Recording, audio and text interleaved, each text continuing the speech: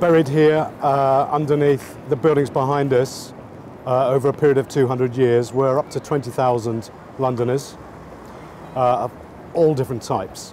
And we're going to excavate the last remaining part of that burial ground, in which we think we're going to find another 3,000 or so skeletons. A couple of years ago we did some trial pits to work out, okay, what survived of this burial ground, are the skeletons undisturbed and so on, and we found a very good preservation. But what we didn't find is any evidence on any of the coffins, which were very poorly preserved, for exactly who was buried here. We've been able to find out from trawling through the burial registers in the London archives some of the names of people buried here, and there's some fairly well-known characters. Robert Lockyer in particular, who is a Londoner, a young Londoner,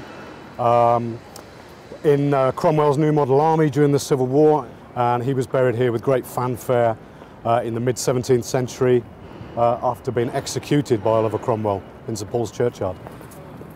It was 1 penny to be buried here, so that meant that everyone could be buried here in Bedlam. So we've got a wonderful cross-section of London's kind of lower levels during those centuries, and it's a very important archaeological sample to tell us about, those people and how they were living in those days.